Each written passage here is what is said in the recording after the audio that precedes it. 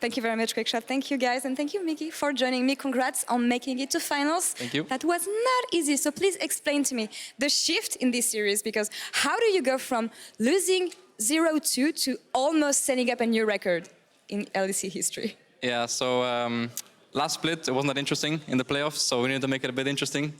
And we've never had a reverse sweep before, at least me, personally. So I wanted to know the feeling, how it feels to reverse sweep someone, because I got reverse swept. Didn't feel so good, so I must feel really bad for Fnatic right now. And yeah, I think we just adapted well throughout the series. And even while adapting, we still saved some strategies for next time. All right, well, I hope you guys have some things prepared still now. Tell me, people would expect that G2 would pull out another crazy pick from what you guys can have in stock. So why did you go for a very standard draft in Game 5 when you could have surprised them? Well, we're saving the spicy stuff for next week. We just knew that if we just play standard, we're probably going to win. Because I think after Game 3, we just kind of knew that we're going to win it. And yeah, the Game 4 and 5 were like kind of stompy. So yeah, we didn't feel the need to pull something weird out. And yeah, well, maybe you'll see it in the final. All right, well, game-wise, what made the difference in the end? Because you both were playing standard drafts, so why did you win? I think we just won because we're better at adapting. I think we're a really good team in best of fives, and well, mostly was when we banned their global champs that they were really used to, so Yumi, TF, because they really like to play those and just be all over the map. So when we banned those, it was like kind of easy to play, or easier to play. So yeah, I think that was the biggest part, I guess. How would you rate the performance you had today? Was this top-tier G2 for you? No. I think we still have like a long way to go to be like really good. Right now we were like kind of like in the middle there. We were just, yeah, we weren't maybe giving it our all during practice at least. But yeah, I mean, I think they just played pretty well. At least the first 3 games they played well. Then they kind of crumbled for 4 or 5. But also we didn't play that well. But I guess we did fine the Game 4 and Game 5. You may have a rematch next week, so we'll see about that. I want to come back to what was said in Euphoria this week. Youngbuck said that Fnatic was creative enough to challenge G2 when G2 is ahead. Today, you guys played from behind 2 games. So tell me about playing from behind versus Fnatic. So yeah, the first 3 games when we were playing from behind, it was really hard. And well, we just messed up a lot of team fights. And they just got a lot of free Barons from it. We also weren't that well prepared in draft, or we just were overconfident in what could work. For example, the Mordekaiser didn't work out so well. But yeah, I mean, it was hard to play from behind. I think they played it pretty well, but they were kind of bad at closing it out. I think they could for sure close it out. But I think we also found some good fights. I found like a decent flank, and we got a Baron steal and stuff like that. But yeah, I think if you don't have TF to force engages on mid lane, then it's a bit hard for him to play. So yeah. Let's talk a bit about the Mordekaiser pick, because obviously leaving Yumi open, you knew they would go for it. You had an answer. I guess this answer worked in scrims before, so why didn't it work today? Yeah, maybe in scrims, not everyone's just a Garen Yumi expert, because I think Fnatic are like the best Garen Yumi players in the world, it looks like. So it was really hard to play against it. For me, when I was playing Pyke, it was also really hard for me to play against like TF and Nocturne, because TF can always reveal me, and Akali can always get revealed in her Shroud. So it was really hard to play that game from draft. But also, yeah, we weren't used to such a good Garen Yumi. In scrims, it was much easier. Nice. Would you say that some of your weaknesses were exposed today? Yeah, you could say that. We were kind of bad, or like, honestly, I played really bad, and in lane, I died like, I don't know, so many times, and I was really inting it. So I guess that could be a weakness, that I'm just really bad in lane. And yeah, we were just like dying all over the place. We took like bad fights. So I guess we showed some weaknesses, yeah, but then, well, we kind of picked it up and adapted well throughout the series, so I'm not too worried. All right, you say you inted. I heard some similar stuff, let's say, on social media. So who picked it up for your inting today? Who was the rising star of G2? I think, so Game 3, I think Jankos played really well. Sol Nash as well. I mean, actually, everyone played pretty well. Oh, Wunder and Kled, oof. And then game 4, Caps, after he killed them 2v1 mid, we knew the game was over. They couldn't play after that one. It was like he broke their ankles. It was like really crazy. And then game 5, I think I played pretty decent. I think everyone played really well. So yeah. All right, well, awesome to hear. Now, last question for you. You may face Fnatic again in finals next week if they win against Schalke. What should you be mindful about facing them next time? I know you mentioned global. Yeah, I think Something like that? we should be mindful of global champs, that they do pull out a lot. But yeah, I think after this series, I don't think they can mentally recover till next week. You think you broke them? I think we broke them. Ouch. Well, we'll see about that next week eventually. Thank you very much, Mickey, for joining Thank me. you. And to wrap up this week, let's send it over to Shox for the post-game lobby. Take it away. I'm tired, man. Let's have some fun. Thank you very much, Laure. Wonderful interview with Mickey. Welcome to the LEC post-game lobby. I'm Shox, joined by the Fisho, by Perks, and by Jankos. Congratulations.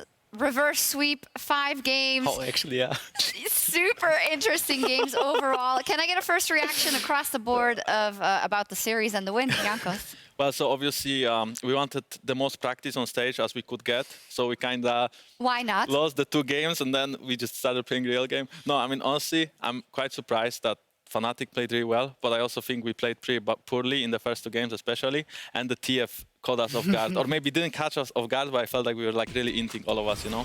So since we've just played bad and Fnatic played good, then yeah, we just lost 2 games. And then with better drafts, better preparation, and just being tilt-proof, we won. Tilt-proof. Yeah, this is like the first reverse sweep of my life. But like we have like, usually when I'm 2-0 down, I always lose the third game. But Caps never lost the third game and he was 2-0 down. So we had this like, we said after 0-2 down, like Caps said, okay, we win the third game. And then I never lost 1-3 in Europe.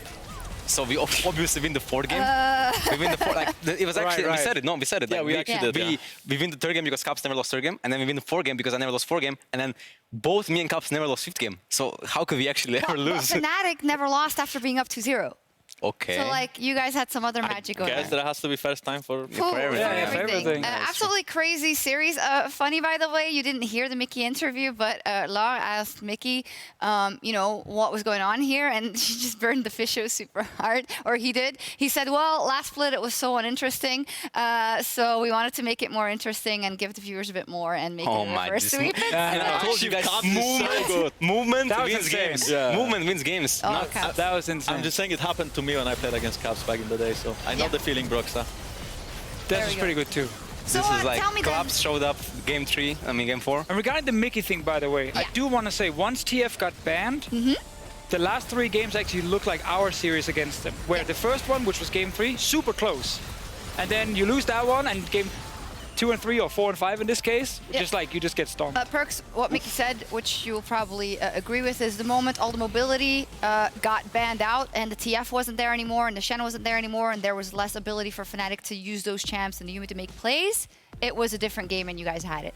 Yeah, I mean, I think they're like really, I don't know, they're really good with those champs, but it's not only because they're really good with those champs, it's because those champs actually just counter us. Like, we like to fight a lot, and if they have like TF ult or Nocturne ult, which is like global range, then they will just counter our fighting by being there when they have to be there. So yeah, they just had like really good jobs against, and usually like I did mention a couple of times, just ban TF against Fnatic, just ban it, guys. It's a reason why you lose every game to this champ. But they Why didn't listen didn't to you? you? No, Okay, they don't respect you at all? We really thought that they don't play TF. And then What? They played picked it. TF all split? Yeah, but like, maybe it's not as good anymore, but it was kind of good. So is I that mean- the first 2 games? Was that then the, well, we'll let it through, what's the worst that can happen? I mean, second game, I felt like, yeah, we thought TF was not the issue. Okay, I think and second game was TF was not the issue though. Second game, my team was winning. Bot should have won second But I game. guess. For sure. Even we though were it was a really TF. ahead, yeah. They should have won bot lane and then it would have been a lot easier, but it became Caps alone having to carry because bot lane not winning, and then TF obviously just But comes to be back. honest, I was kind of fed, so my team just kept Yeah, fighting. but you- My team kept fighting without me in mid game, and then Ezra got like 4 kills, and Ezra was really OP. So game 5 I had to pick Ezra because it's really OP champ. So Yeah. But then we didn't really get to late game, yeah, it's true. I guess. No, you didn't. They forgot about the 2 that's power spec. It was super close. Should we talk about Mordekaiser? I wanted to, so go ahead. How Can you does he work, explain Perks? the Mordekaiser? Like usually my team always said like, yeah, Mordekaiser, like Yumi is so hard counter Mordekaiser, and then we all thought like, what if we play Mordekaiser against Garen bot because it's like kind of free lane, and I think in scrims it worked out, but I'm not sure if like Reckless and Hylissang are just the best Garen Yumi in the world, Probably. or the problem came from me TPing top level 5 Maybe. when I said maybe I should not TP, and it's like TP, it's good, and then I missed Q flash. So the And TP then wasn't the they got issue, 3 kills topside, and then like I mean I still think this can work against Garen Yumi, but I think like we heavily misplayed it, and it's still like kind of risky because you just don't have the late games, like you don't have AD carry basically, and they have like TF Yumi, so they have like really OP hyper carry. So I think it's risky to play it, but it worked better than it showed on stage. So. Okay. So maybe we'll see it again. Jankos, we had a Probably big not. discussion. We had a big discussion about everything that could happen in this game, and we were talking about you and what an incredible split you've had or a year you've had so far, and that there's like 2 ways to look at what you do for G2. One is, well, all my lanes are doing well, so all I have to do is show up and assist, or I have to babysit all of these guys because right now they're just running it down or they're overextending and they're not getting the kills. Which one was it today? Well, I mean, I think in the first 2 games, I really felt like if we go through review, I would just say that, guys, like, you really need help everywhere. Like, I can't just, like, not farm and go top mid bot, even though maybe you can get kills. It's, like, not sure, right?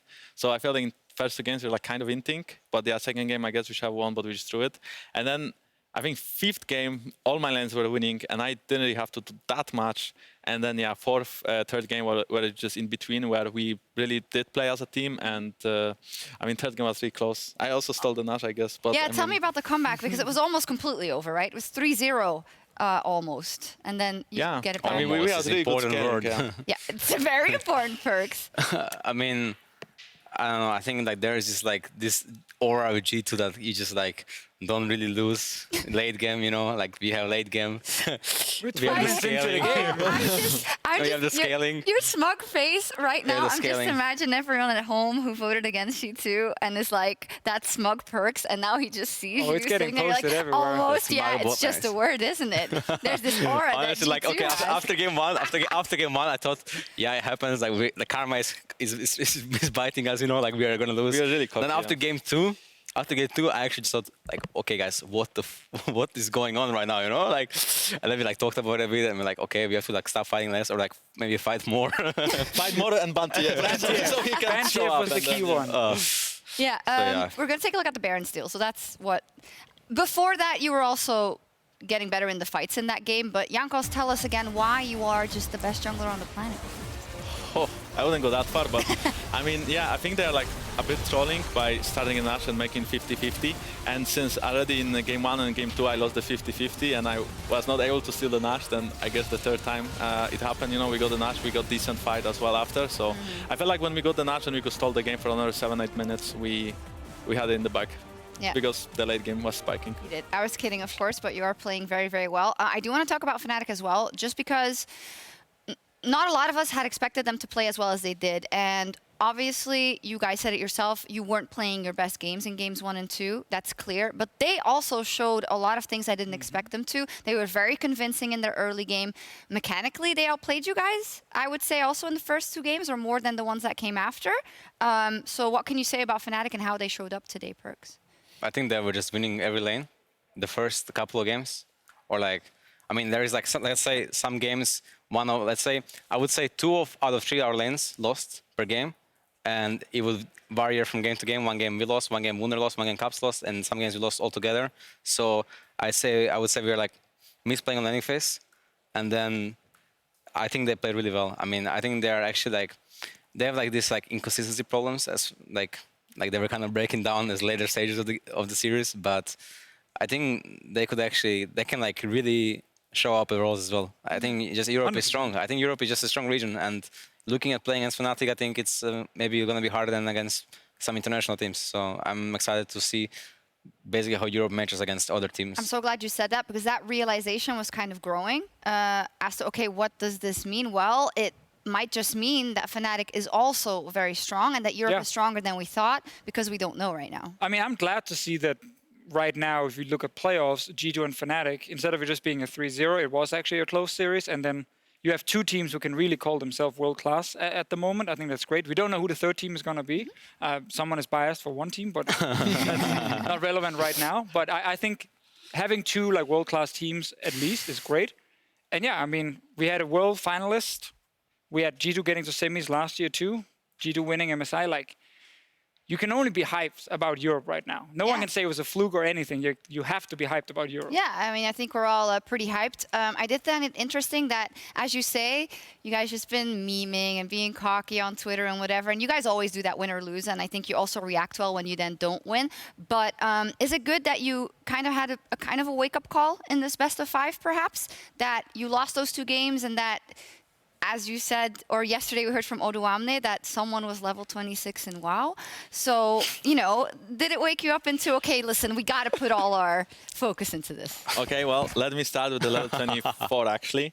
Level 24. We don't get a lot of scrims because teams are either too scared to play against us or they cancel because they are just too scared after 3 games. So what happens is that we can't get scrims because we apparently demoralize the teams that we play against. So, yeah, sure, if we can get scrims, I can play League of Legends, but we can't get scrims. So you've not scrimmed? No, I mean, we did, but like... But not against the ones you'd want to. And to be honest, we get better practice against like academy teams or like challenger teams than against LEC teams. Because LEC teams try to like play for ego. They try to like kill lane, win lane or something, but they always like, most of the times they like just lose in this style. Whereas like academy teams, they actually try to play like game.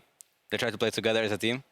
And also, just to mention to Janko, I don't think that WoW is the problem we are losing or like playing bad. I think the problem is our scrims are just bad, our behavior. I think, I mean, I don't really speak for my teammates. And from my perspective, I'm trying like really hard to like not lose because this is what I'm afraid of the most. Like I'm afraid of losing. So I would like, I think we're gonna have like some talk, you know, to make our scrims a bit better because this series has clearly showed all of our weaknesses from scrims. And yeah, once the scrims are better, then we should be even better on stage. That is a scary thing, I guess, when it comes to the Worlds boot camp. If there are better practice, how is G2 going to level where up? does G2 go, you know? Yeah. Like, how much more can you put into the current G2 in terms of how they're playing? There obviously, as we saw today, are things to work on for sure. So I think that's going to make it very interesting when it comes to Worlds specifically. I'm actually just not sure if there's going to be that many other teams in scrims during Worlds who will not also play kind of like animal style against them. I'm not sure how it is scrimming SKT or whatever, but like at least with the Chinese teams, they're most likely going to play like a lot of the LEC teams, but maybe try and match a little bit better that way. So that's going to be very interesting. I mean, it's like it goes for both teams. It also goes up to us. Like we can choose to play, to not go for this solo kill, or not go for this play and play for objective, you know, but we don't really do that. And we try to, I mean, we try to like do it, you know, like the word is try, the key word is try. You know, I watched the scrims, yeah. I've seen how it is. Yeah. Okay, very interesting insight into that. So, you know, just scrim G2. What's the worst that can happen? Kia player of the series, Wonder, with 46% of the votes, rather. I think he heard all these people flaming him that he was in the all-pro team. It was like, okay, I can agree with everything, but maybe Wonder. He just decided to smurf here. Do you think Wonder deserves it in this one? I mean, I think he like really carried with Kled one game. Yeah. Yeah, I think the third game was basically won by Kled. And the fifth game, I think we kind of, even though you could say that because he had a lot of kills, I felt like we played really as a team. And yeah, you won a lot everywhere. of the decisions were based on like us calling Wunder as well and not him just solo carrying. Yeah. So I think he deserves it, yeah. I mean, he doesn't always get enough recognition. So, I mean, he's really good.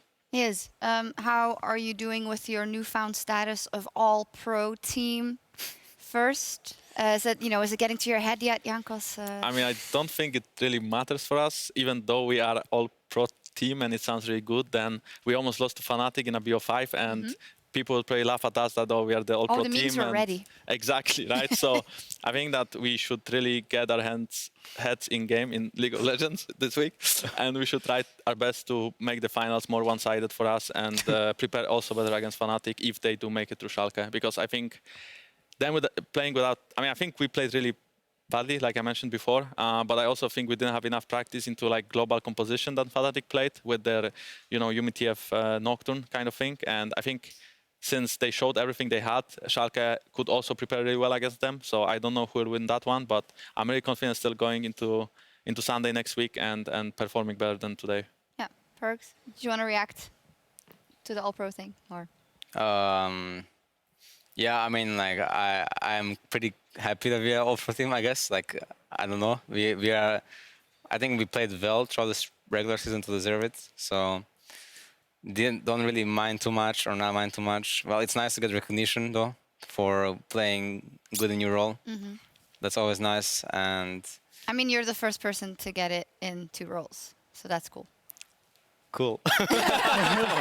Nice. I mean, what? No, That's it's true. huge. No, That's it's huge. true. No, it's true. I mean, it's pretty. I'm pretty impressed by myself. Oh my God. I have to say. Let's move away from this all pro stuff. We're I'll just looking say at it a little that bit my right AD now. carry is really good, okay? And let's just like I have to leave say, it I'm, at like, that. I'm pretty impressed. Bot laner. Oh, my bot laner, yeah, Yeah, He plays everything, so. I'm an AD and AP player for G2 esports. Yep.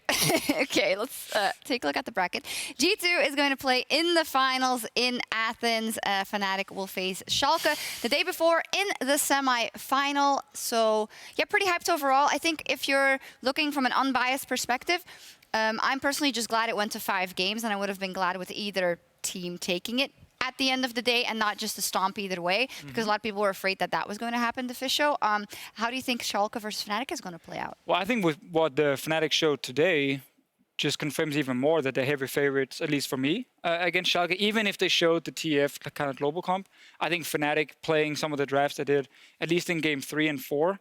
No, game 3. 4 was very one-sided draft-wise, but game 3, they can beat Schalke with that for sure. So I think 3-1 Fnatic in the semifinal. And then, depending on TF ban or not in the final, we will see what the prediction We'll is. see what happens. Perks, do you think that because you went 5 games and you saw everything, the final is going to be very convincing for you? I think we do have to play better for us to be convincing, because as the Fisher said, basically like in game 3 they played normal comp and we were still like not really doing well. Like we were playing from behind and they could have closed the game out, right, if they were a bit better. So the thing is, I'm just not sure how they're gonna deal with this loss. Like, I mean, I've never been reverse swept in my life, but I can imagine like it actually hurts, you know, because you're like stomping and then like game 3 you're like winning really hard kind of, and then you lose and then you just get reverse swept. Like that just, it just has to suck, honestly. Karma is gonna hit me, but like I don't know. It just kind of like I hope they can pick themselves up and like be kind of like happy with how they played, or like not happy, but like at least know they can be good. And then we have a really good team next week in Athens and also at Worlds, and that's like kind of what's important for us to have like competition, to have someone to practice with and be a good partner. I think a positive for Fnatic, even in now a really annoying situation, is the fact it basically confirmed to Fnatic as well that the global comp was super effective against G2. And they might be able to find other things they can play that kind of fits the same style against them. That's something they can prepare. Obviously, they have to go through Schalke first. So that's a positive. Maybe they have to figure out if there are other ways. Like the game 3, I think they can look at quite a lot with the normal drafts. Like what did they do well? How did they get the early lead? And is that something they can do again on stage? Because I think 4 and 5 was fairly heavily G2 favored in draft, which made it very difficult for Fnatic to play. And the moment you lose draft to G2 and they're actually hitting their skill shots, you're probably going to get run over. It's probably going to be difficult. Before we move on, the last thing I want to talk about is when we were watching this series, and this happens a lot, we were talking about this with Frosk as well, considering the LPL. When you watch these games, like the games 3, the ones that are very scrappy, it's very skirmish heavy, there's always fights. There's this idea of, okay, well, the level can't be very high because it's not macro-based or going for objectives of having a plan because they're just fighting all the time. But it becomes this new high-level game where all these small interactions and mechanical interactions and decisions that you make in a split second have to be at such a high level. So, you know, it's hard to say, was this a really good series? Was this high-level League of Legends or not? I'm inclined to say yes to Fisho. But, you know, it's an interesting discussion. I mean, I just think with the way the game is being played now, if you don't have the micro, you can't have the macro. And I think also macro's changed. It's not the super like, oh, how much wave clear do we have? And then we place a couple of wards and then we go for 5v5 a dragon and then whatever, you know. I actually think there's so much now in terms of TP timings, in terms of understanding if you have numbers advantage, how fast can you kill someone if it is a 3v3, which will become a 3v4. But so you have to kill someone really quick if you want to go for the fight. Like, there's a million small things in skirmishes that you have to constantly think about. which in itself is also kind of macro. Like you can just change what an objective is. It doesn't have to be a Drake. It can literally be get a TP, blow a flash, secure 1 kill for my top laner so he has priority and he can now roam next time or whatever. So I think in these games, it's always going to look really messy when both teams want to fight a lot. And yes, you make more mistakes in this kind of game than if it's like 2015 super slow late game League of Legends. What do you think, Perks? And Jankos, because you've been playing for a long time, right? How would you describe kind of the meta or the way you win games nowadays? I think the game is different from what it was back in the day, and right now you have so many objectives like Drake, for example, in the early game that it's really important to like fight for it, because if you give it up for free, you might lose lanes if it's Ocean, or maybe they'll outscale you if it's Infernal, and if they get a Mountain, they can like kind of one-shot Nash. That happened in our series twice, I think. In the second game where they had Mountain Drakes, they would like do Nash so fast. So I feel like since Riot buffed the early game like quite a lot, right now everyone is going for those skirmishes, and also more ganks happen as a jungler, you want to get ganks over farm, because that will actually make you way more ahead than in the past, where if you would farm and get a successful gank, then you'd be like 5-5, or maybe the farming jungle will be ahead. So I think just the game evolved is just different, and I still think they fight too much in LPL, but they can prove me wrong during Worlds. Like they did. I think we fought a lot today in LEC. This looked very much like an LPL game. Yeah. Okay, so but today we agreed that we played bad at least the first 2 games. I think the game is like really high tempo. So even though it looked bad, it's like I think like just looking back and just thinking about the games, like I think Fnatic like played like super well and pressured really hard, and even the Nashes they got, like at least like some of them were like really actually well set up. Insane. It was like really good Nash calls what they were doing. So that's like not a lot of things to do these Nash calls, and I think the Fnatic is just decision making will like take them over Schalke, I would say. But what was it about the meta? Yeah, I mean it's a lot different than before, obviously, because at least I was like taught by my teammates in season 6 to like play around jungle and like let jungle farm. And it was different because jungle was a carry meta and they had wards. So jungle would farm and they would put wards, and then you would actually not be able to get ganked. But right now there is no wards, and everyone is starting sweepers, because sweepers are really imbalanced. They can like you can move them around the whole map.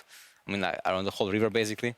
So you can't really even ward if the enemy like wants to have sweeper, right? So it's like becomes very snowball heavy, and I think it's just normal that kills happen, because there is, as he mentioned, Drakes and Heralds, and also there is 6 TPs in the game almost every single game. Yeah. Like 6 TPs, that's like so disgusting. You have to think about every single TP, and on every TP they have, you can either get dive top or bot. So like when I was watching LCK today, for example, in the morning, and there was like games there was like 2 games, there was like no kills in the first 10 minutes of the game. I couldn't understand how this is actually happening. So that's what I'm wondering, how that happens in LCK when SKT was actually really aggressive at MSI, and they were playing really good. I thought SKT was a really good team, but in LCK, it seems the games are all slower. So I just want to, I'm really curious to see how these like regions will match, you know, because it's, I don't know, it's very hard to say. About like the whole last thing, I've been told to move on, but this is just so interesting. We've been hearing plans from Worlds and Scrims and stuff that you guys are obviously here in Europe, and that NA teams may come over to Europe, but then that the LCK might train the most with the LPL over in the East is the last thing we've heard, right? Still probably expect them to come But they will to come Europe, over, of obviously, course, a just little bit before. later. Do you think that will have any impact on kind of, will there be 2 styles, and will that work in your favor or not, or any ideas, Jankos? I think that even in the past when we went to Korea to bootcamp, a lot of the Asian teams would deny us scrims because either they wouldn't want to show something, or maybe they thought we are too bad. So when we went to Korea, it was like kind of pointless, because we scrimmed the same teams that we would scrim in Europe and maybe an A. And yeah, some days you'll have like an Asian team, right? So I think that Europe is pretty good now, and looking at Fnatic, they're like a super strong team, and I believe Team Liquid is pretty good too. So I think we'll have decent scrim partners, and then see how it works for us during Worlds. You know, maybe it's like the big mistake and we'll get absolutely demolished, but I don't think so. Well, your life sucks, man. First you couldn't get scrims because you were too bad, and now you can't get scrims because you're too good. Awful. You have to remember, this could also be bad for the Asian teams, that they don't get to go to Europe early and play against G2 and these teams, because you're all going to draft your own little picks and have your own little meta, and then you face someone else and you realize it doesn't work. So we have to move on. Final reaction is that SKT won today, and Faker said specifically that he wanted to meet G2 at Worlds, that he wanted to get that revenge. Can I get a reaction? Or he didn't use the word revenge, but he used like he wants a rematch. I want to meet SKT. I would like I'm like a huge Faker fanboy, so beating him again would be like really nice. Exactly the same. we are overall Faker fanboys, so meeting SKT again and being able to beat them would be insane. You know? You know, We play would also long like enough to beat and- SKT. Just adding that in there. Play long enough and play well enough that your idols My become your Syndra rivals. 2-0 against Faker. You Alright. say that every time. It's so Just funny. saying. Just saying. The bot lane Syndra against Faker. So we're going to close out the week now. I'd love to chat more, but, you know, we need to give people a break. But we are going to take another look at the best moments from the Rift in our Alienware Big Plays. First up, it's a big one. After 4 years in the league, Odoamne, he finally got a pentakill, giving Rogue the Mark of the Storm. As soon as that black shield goes down, there's going to be that window while you're waiting for such a critical cooldown where Schalke are going to try to force their chances. The longest flanks in known history. Oh, well, I get stunned. And he takes a lot of damage. Wallach down to half HP on the backline, but he's still alive. Abadage goes in. Abadage goes down. But here comes Odo. He slices through them all. And Ignar's going to chase down Larsen as well. Like Wallach is already done. Larsen tries to flash away, but it's a quadra kill for Odo. It's a quadra kill for Odo. And Schalke win out the decisive fight. Ignar gets to participate now. He stops Finn from getting back to the base. He stops Finn from looking for the back door. And meanwhile, Upset and Trick are pushing into the base. The Nexus towers stand before them, but there's no one left to defend. And it's Odo. It's the Odo story today. The pentakill after his team put their faith in them. Slowly, I'm fire. I'm moving slowly. I'm fire. I'm looking. Guys, Look slowly, at I'm this. fire. Look me. They're really low, really low. Look. Yeah. Cocky's in the GA. Cocky in GA. Look here. Cocky. It's not over yet. Cocky, guys. cocky, cocky. Okay. Guys, one guy defend. One guy defend. One guy defend. One guy defend. Cannon dev. Your old teammate. Good. First pentakill he ever got. I mean, I'm really happy for Odo, but I also felt like, well, this game was weird because of Larsen. And also what happened is that I think Abadage kind of smurfed.